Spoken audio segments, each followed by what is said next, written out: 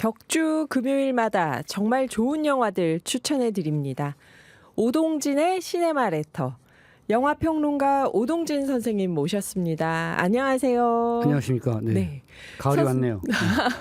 그러게요. 이제 10월 벌써 10월도 뭐 여러 날이 지났는데 베테랑 2 지난번에 소개해 주셨잖아요. 네. 그러면서 이번에는 그 유승환 감독이 좀 힘을 빼고 만든 것 같다 그러셨는데 네, 네, 네. 주변에서 진짜 욕을 많이 먹더라고요. 베테랑 2가. 아, 욕까지는 아니겠습니다만 예. 아마 그게 기저 효과 때문에 그럴 거예요. 왜냐하면 그 두 가지가 있는데 하나는 유승환. 네. 유승환이 워낙 잘 만드는 감독이고 그 호쾌한 액션을 보여주잖아요. 뭐 네. 짝패나 뭐 베테랑 베니스나 아니야 베를린이나 베를린. 네. 아, 헷갈려. 어쨌든 그런 한국에서 가장 뭐랄까요 그 정밀한 첩보 액션 스릴러 잘 찍고 네. 총격 액션 잘 찍고 뭐 이런 거죠. 베를린에서의 첫 장면 같은 경우는 정말 잘 찍었으니까 아마 그런 기대 효과가 컸었던 것 같고 범죄 도시라는 영화가 항상 액션에 통쾌함이 있는데 네.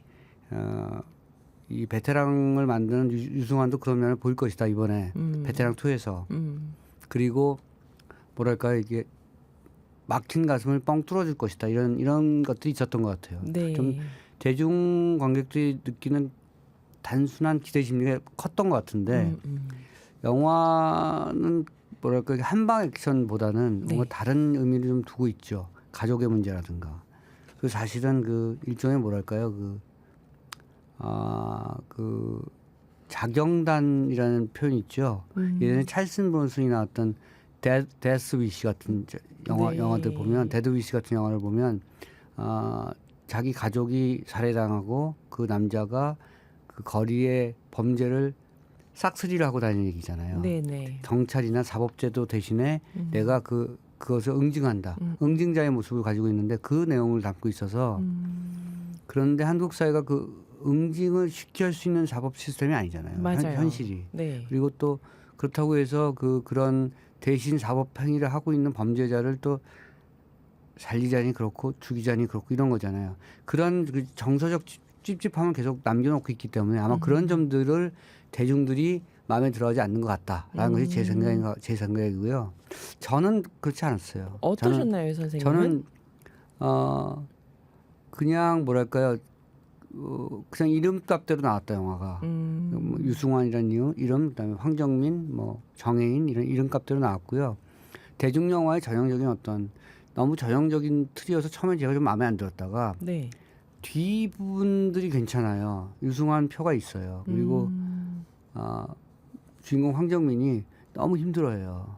왜, 영화 속의 점을? 캐릭터가 힘들어 막 이래요. 그러니까 그런 심리적인 기저들, 그러니까 한국 사회를 견디기가 참 힘들고 문제 해결을 해나가는데 매우 복잡하고 단순하지가 않아요. 그러니까 지금 한국 사회가 정과 사가 정확하게 구분되어 있지 않고 선과 악이 구별되어 있지 않아요. 그래서 복잡해서 몸도 힘들고 마음도 힘들어서 그 서도철이라는 황정민이 맡은 캐릭터 형사 되게 힘들어해요. 저는 그게 마음에 들었어요. 그런 점들이 아마 유승환이 이번 베테랑 2에서 보여주고 싶었던 얘기가 아니었을까. 그런데 대중들은 그거보다 더 막 붕붕 나르고 막 확실하게 이렇게 해야 구분해주고. 되는 거 아니야 이렇게 얘기하는 것 같습니다. 아마 그런 점들이 차이가 있어서 1000만은 못 가고요.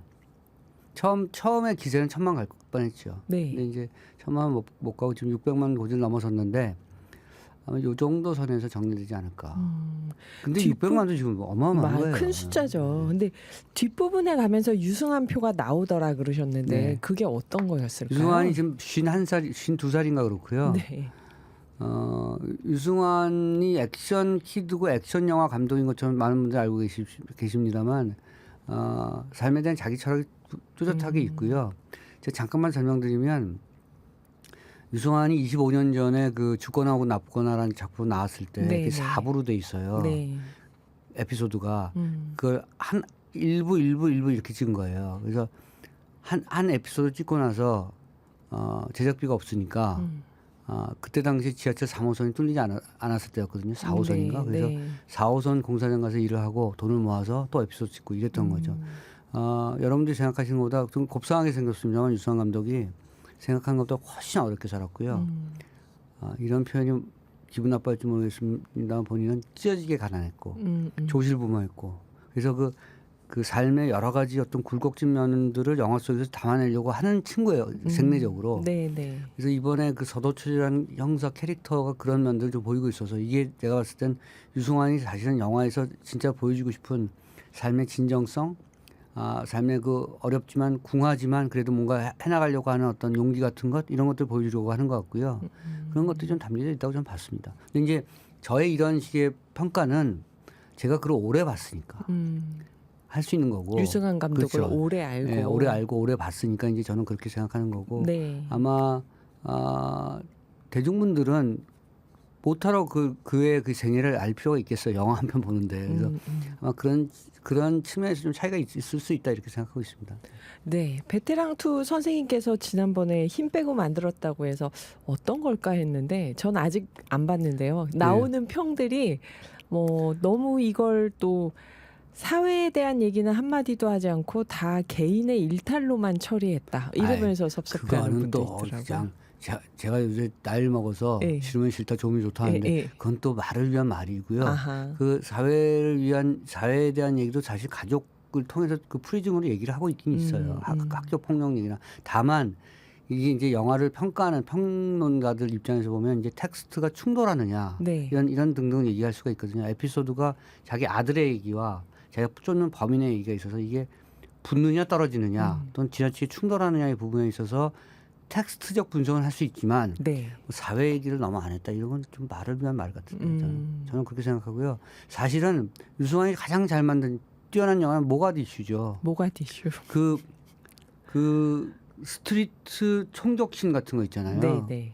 유승환밖에 못 찍어요. 제가 봤을 때는. 그다음에 베를린 같은 경우는 너무 잘 찍었잖아요. 베를린이 사실 첩보 스릴러지만 러브 스토리잖아요. 기억나세요? 전도연이 죽어가면서 하정우를 안으면서 당신 마음 안다고 할 때. 네, 네. 그때 저 영화 보면서 많이 울었는데. 선생님.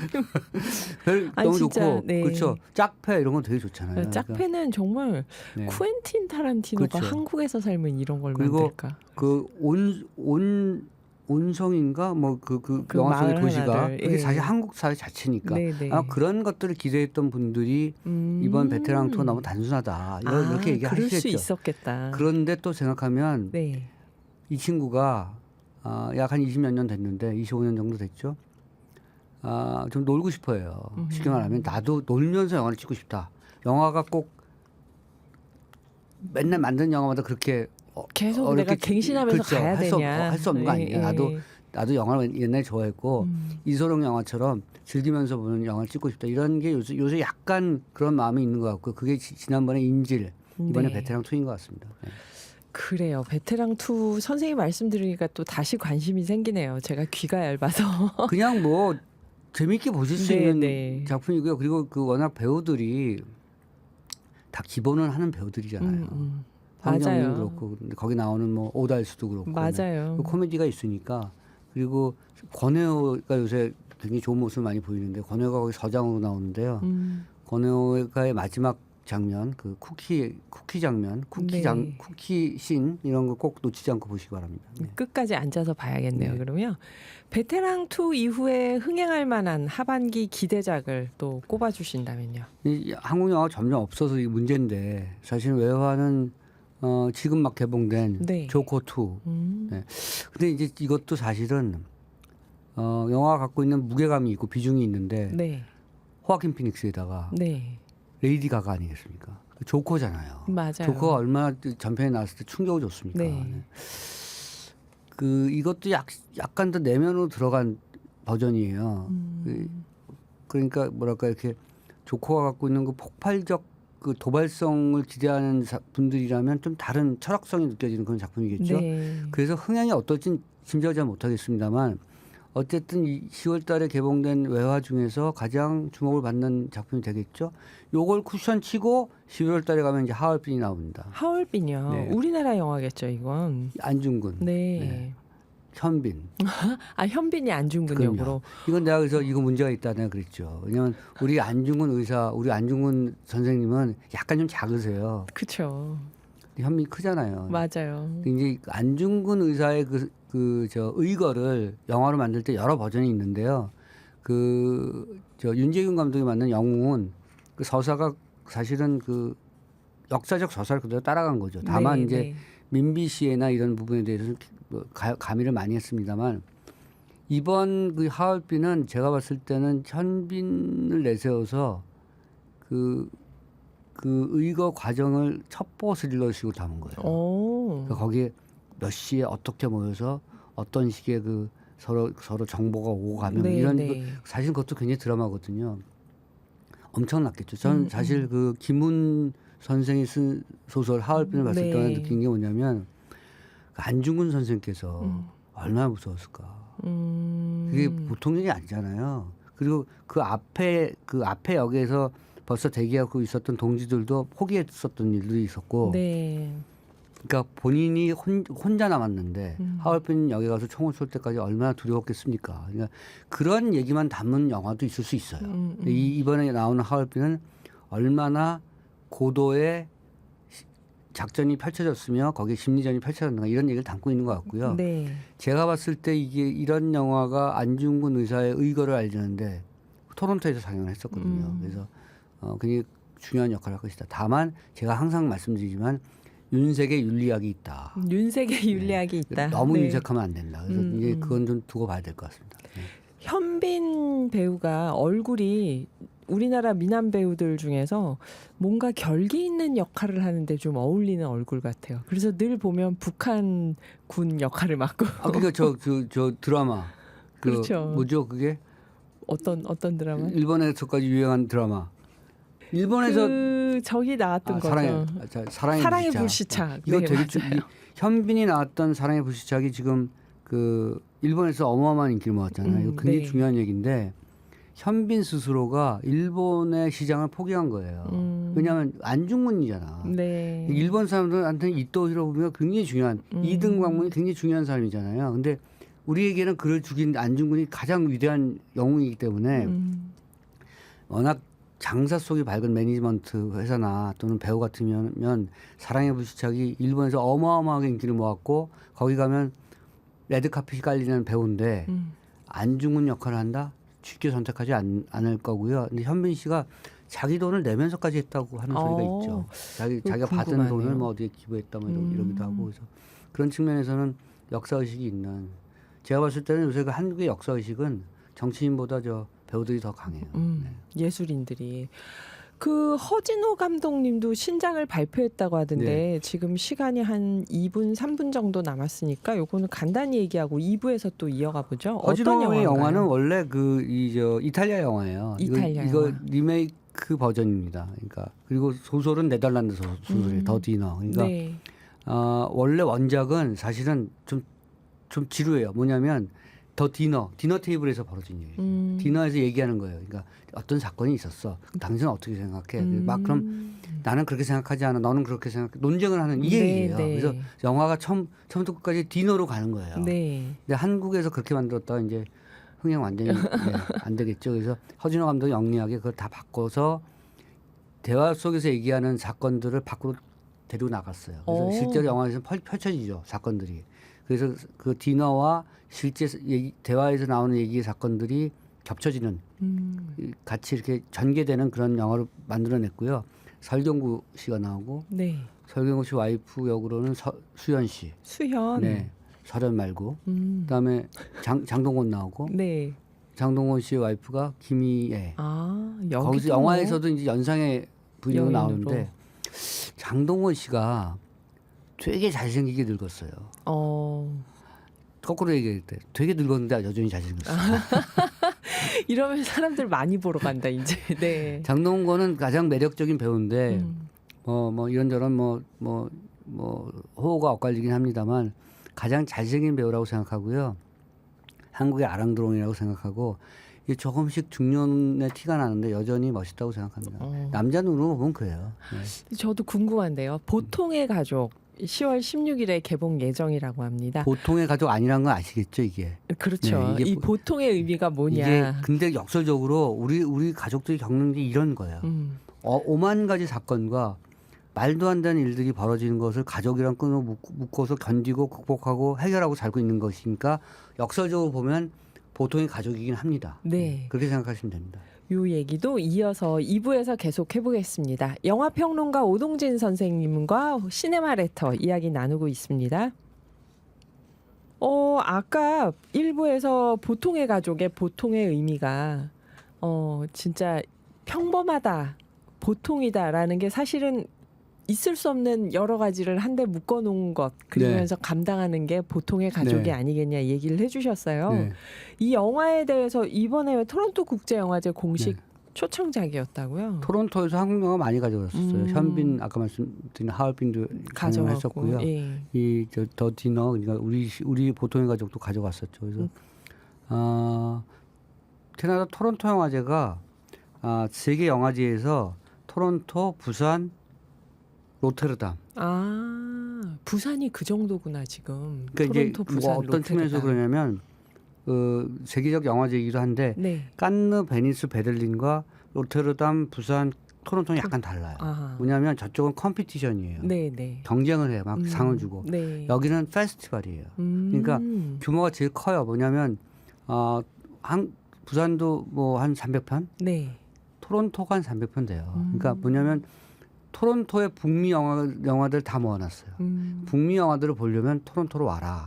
그런데 여기를 거쳐서 아시아를 가고 싶으면 부산 쪽으로 가라. 또는 아시아 영화가 북미로 오고 싶으면 토론토 왔다 가라. 이런 거죠. 그러니까 시장의 그 창구를 열어둔 게 북미 쪽엔 토론토. 아시아 쪽에는 부산.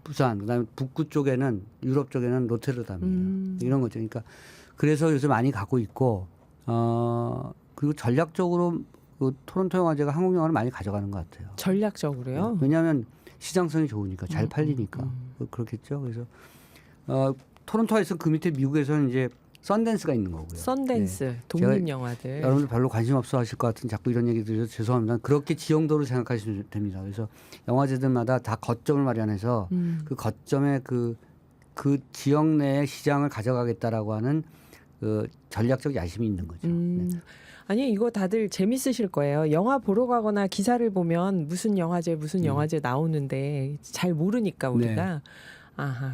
그리고 지금 극장가에 재개봉 열풍이 있다고 그러셨는데요. 이거는 왜 그런 걸까요? 정말 저도 이 영화를 왜 다시 하지 하면서 보게 되는 것들이 있어요. 포스터. 미친 것 같아요. 세상에 제가 이렇게 봤는데 비긴 어게인을 다시 하고 있고 비긴 어게인 맞아요. 애프터 선이라는 작품은 이제 개봉된 지 한 반년 그렇죠. 했었어요. 근데 다시 개봉했고요. 장리 꼬다르의 구계자들을 재개봉했어요. 그렇죠. 그다음에 패션 오브 크라이스트 멜 깁슨 영화. 그거 진짜 옛날 그렇죠. 영화 아닌가요? 원스 재개봉했고요. 그다음에 세 가지 색 블루, 레드, 화이트. 그것도 진짜 옛날 우리가 영화다. 이제 요 영화 때문에 1990년대 중반에 키에슬롭스키 감독이잖아요. 크지시토프 키에슬롭스키. 요게 이제 방송에 발음이 잘 안 되는 거예요. 크리스토프 이러잖아요. 그래갖고 방송 들어오기 전에 한참 외우고 왔죠. 키에슬롭스키 영화가 개봉돼서 한참 인기를 모았던 때 1990년대인데 95년, 2005년, 2015년 30년 된 영화예요. 그렇죠. 이게 여기에 줄리엣 비노시의 모습을 보면 앳된 여성입니다. 그렇죠. 옛날의 줄리엣 모습. 왜 이걸 다시 하고 있느냐? 왜 그럴까요, 선생님? 이건 이제 항상 돈의 논리를 또 보실 줄 알아야 됩니다. 왜냐하면 그 수입사들이 판권을 가지고 있잖아요. 판권 시효가 끝나가는 영화들일 거예요, 아마. 그렇죠? 근데 수입사들이 요새 돈을 못 벌었어. 새로 영화를 들여오기 돈이 없어요. 판권 재계약하기 전에 한 번 더 트는. 지금은 사실 마케팅에서 돈이 많이 안 들어요. 왜냐하면 알려진 영화이기 때문에. 그렇죠. 저 같은 사람이 얘기하잖아요. 그러니까 근데 새로운 세대의 관객을 모을 수도 있겠죠. 그러니까 그런 측면에서는 비용을 적게 들고 일단 다 뽑아보자. 그래요. 판권 끝나기 전에 한 번 더 틀고. 근데 작품이 또 나쁘지 않고 맞아요. 제일 그 히트쳤던 게 이제 희생이죠. 희생. 15,000 정도의 관객을 모았는데 사실 요즘에 한국 시장에서 예술 영화 시장에서 15,000 대단한 거였고요. 지금 막 개봉된 영화 중에 운하기 이마무라 쇼이의 운하기 같은 이것도 영화는 한 20년 되지 않았나요? 더? 제가 개인적인 에피소드가 많은 영화입니다.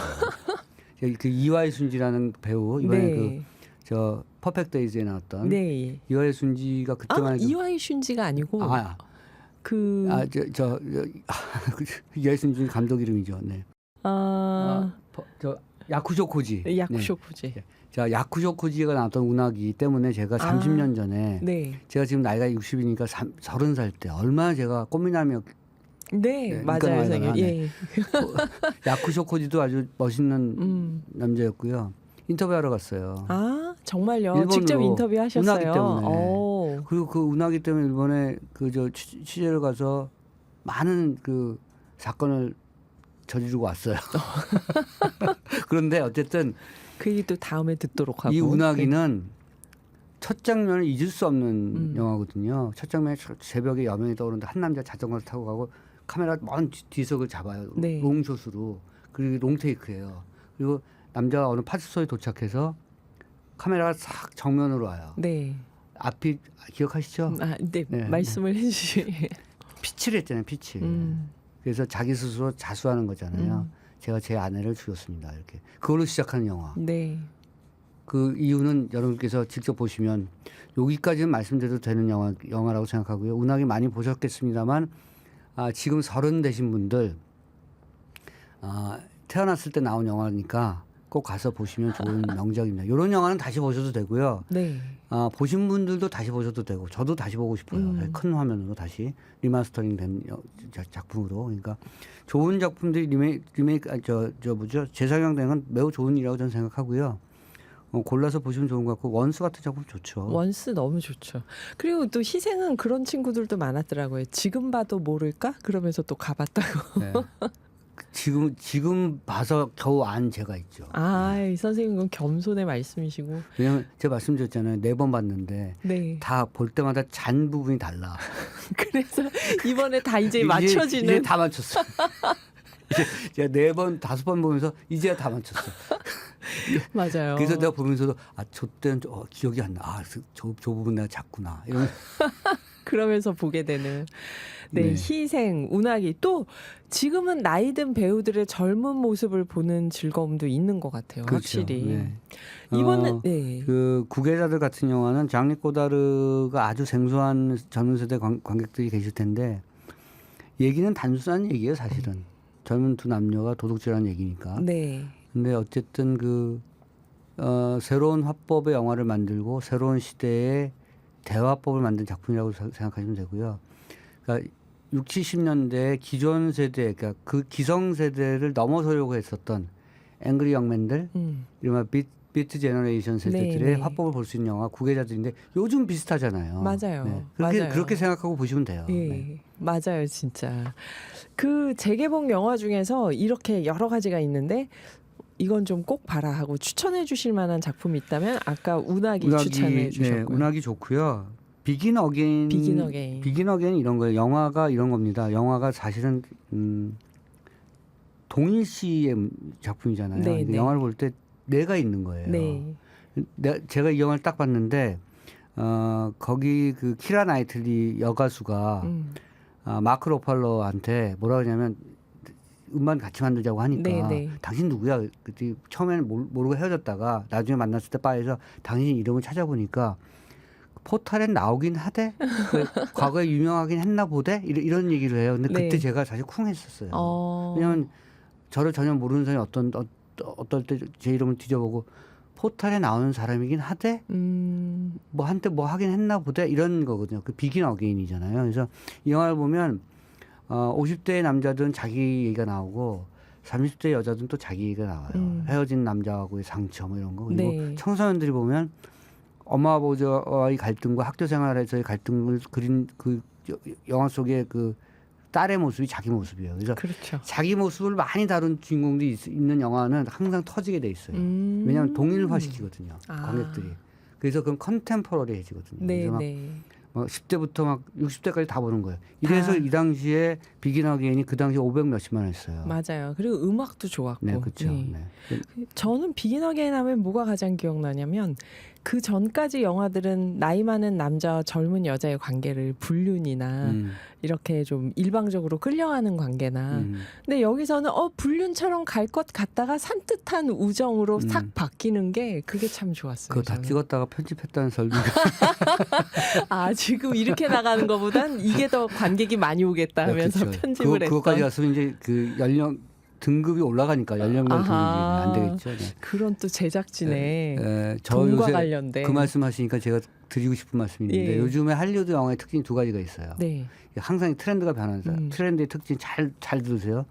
요즘에 할리우드에서 나오는 많은 드라마하고 영화는 네이티브 아메리칸 얘기가 많아요. 우리가 흔히 얘기하는 인디언, 네. 그러니까 아메리칸 원주민 얘기를 다룬 그 다룬 게 아메리칸 원주민 출신의 사람들의 지금 얘기를 다뤘다. 네. 그래서 아메리칸 원주민 출신의 경찰 여자 경찰, 여자 형사 그 등장인물들이 네이티브 아메리칸이 굉장히 많이 나오는 게 네. 하나의 특징이고요. 또 하나는 연상 연하 커플 그 멜로드라마를 많이 찍는데 그렇게 고개 끄덕이지 말고 그 정도가 아니야. 요새 할리우드의 특징은 여자하고 남자의 나이 차이가 한 30살. 그렇죠. 그러니까 여자 60, 남자 남자 30. 30. 네.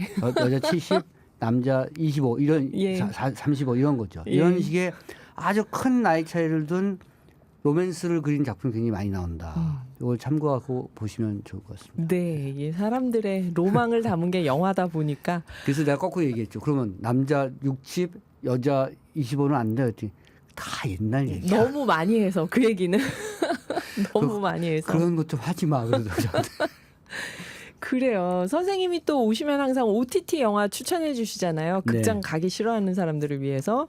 사과는 떨어지지 않는다라는 작품이 있는데요. 네, 그게 어디냐면 웨이브에 있어요. 웨이브요. 국내 OTT예요. 그러니까 나는 OTT를 많이 안 깔아서 못 봐라는 그거 다 핑계예요. 웨이브는 웬만큼 다 깔고 계세요. 웨이브를 다만 웨이브는 버라이어티 쇼를 많이 보시고 그렇죠? 그런 무슨 많은 그 연예인들이 나오는 프로 많이 보시는 것 같고 그다음에 드라마 많이 보시는 것 같아요. 네. 웨이브에도 외화가 있고 드라마가 있는데 거기에 사과는 떨어지지 않는다. 이거 어느 나라인가요? 사과는 떨어지지 않는다. 미국 드라마인데요. 그러니까 사과는 가로 열고 괜히 가로 닫고 떨어지지 않는다 이런 거겠죠. 그러니까 만유력이 있어야 떨어지잖아요. 네네. 만유력, 하여튼 중력이 있어야 떨어지는 그쵸. 거잖아요. 그러니까 이 영화 7부작이에요. 그리고 저 아넷 베닝 나오고 샘 닐이라는 배우 나옵니다. 그리고 기본적으로 호주 베이스예요. 왜냐하면 이 원작이 호주 작가예요. 그러니까 샘 닐이 호주 배우예요. 거기 밑에 나오는 4명의 자녀들 중에 배우가 호주 배우들이 좀 있고 그래서 네. 약간 낯설지만 매우 익숙한 그런 서구 문화니까 어쨌든 영미 문화권이기 때문에 익숙한 얘기들인데 기본적으로는 두 테니스 남녀 스타예요. 이 아넷 베닝과 샘 닐이. 근데 어마어마하게 잘 나갔던 스타는 아니고 그래도 굉장히 중견의 스타였고 그다음에 은퇴한 다음에 테니스 아카데미 차려서 한 지역에서 그게 팜스프링스 그러니까 네. 마이애미 밑에 있는 웨스틴 팜스프링스에 테니스 아카데미 차리고 그런 사람들 테니스 가르치면서 자랐던 부부예요. 네. 아들 딸이 4명이 있고 근데 어느 날 갑자기 엄마가 없어져. 실종. 실종이요. 근데 피 묻은 옷이 발견되고 그래서 형사가 붙어요. 그래서 살해된 것으로 추정. 네. 그래서 막 계속 2부, 3부, 4부, 5부를 가다 보면 결국 범인은 남편 같아. 이런 거죠. 이런 얘기를 풀어가는 가족 미스테리 스릴러입니다. 오늘 아내를 죽이는 얘기가 많이 나오네요. 운하기 사과는 떨어지지 근데 이제 않는다. 그거는 절대로 남자들의 로망은 아닙니다. 네. 남자들의 로망은 아니고 네. 비밀스러운 욕망이죠. 톨스토이 소설에도 있거든요. 내가 아내를 죽였습니다. 그러니까 그레이첼의 이제 소나타. 너무 남자 여자가 너무 같이 너무 오래 사는 거. 그게 저는 그거 읽으면서 차마 실현하지 못하는 마음속의 어떤 그 원망을 다들 이렇게 예술에서 표현을 하나 생각을 사과는 했어요. 떨어지지 않는다. 7부작은요. 기본적으로는 입센의 인형의 집, 인형의 그렇죠? 집. 플로베르의 보바리 부인, 네. 보바르 부인, 뭐 이런 것들의 특징이 있죠. 왜냐하면 여자 일단 집을 나가는 거잖아요. 네. 근데 집을 나갔는데 살해됐을 수도 있고 남편이 죽였을 수도 있지만 여자가 계속해서 드라마를 보고 있으면 이제 너무 못 견디는 거야. 네. 자기가 그동안 몇십 년 동안 한 남자를 위해서 가족을 위해서 희생을 했는데 자기 인생을 되찾고 싶은 거겠죠. 여기서 갈등이 생길 수도 있어요. 이러한 것은 기본적으로 많은 문학 작품의 플롯에서 가져온 거죠. 한스 에이리 노자크의 늦어도 11월에는 지금 12월 다가오죠. 네. 늦어도 11월에는 사랑을 하시든가 집을 나가시든가 뭐 그런 작품 굉장히 많죠. 네. 페드라 같은 작품도 사실은. 페드라. 네. 이 7부작 드라마는 제가 최근에 발견한 작품 중에 수작입니다. 아, 네. 그리고 연기들 너무 잘해요. 아넷 베닝과 샘 닐은 정말 그 최고의 배우답게 그런 맛으로도 7부작을 정주행하실 수 있는데 굳이 그러실 거 없고요. 네. 제가 말씀드리지만 2부, 3부 이렇게 끊어보셔도 돼요. 아, 네. 한 4월 강박증을 갖지 마시고요. 다 봐야 된다는 한꺼번에. 그리고 제가 살짝 말씀드리는데 만약에 좀 지겨우시면 좀 견디기 건너뛰고. 힘드시면 좀 건너뛰고 6부, 7부로 바로 가도. 그거는 좀 힘드시겠지만 저는 한 4부쯤에서 예. 살짝 건너뛰어서 6부로 가셔도 된다고 제가 감히 말씀드리지만 가능하면 다 보시는 게 좋고 다 보실 수 있는 작품입니다. 네. 사과는 떨어지지 않는다. 웨이브에서 한다고 하네요. 7부작 드라마. 저도. 한 말씀 더. 네, 그럼요. 저는 정말 억울해요. 어떻게 억울하셔서 이렇게. 나는 다 보잖아요. 아, 평론을 하셔야 되니까. 어쨌든 저는 다 보고 어쨌든 예. 저는 나름대로 개고생하는데 다 보시고 나서 저희한테 어디는 좀 안 봐도 돼 하고 얘기해 주시고. 여러분도 다 보시는 게 저한테는 굉장히 좋은 얘기라고 생각합니다. 네, 혼자만 다 볼 수 없다. 네, 나만 망할 수 없다. 네, 오늘 평론가 오동진 선생님과 함께했는데요. 선생님 다음에도 좋은 영화 많이 추천해 주세요. 네, 감사합니다. 감기 조심하십시오. 네.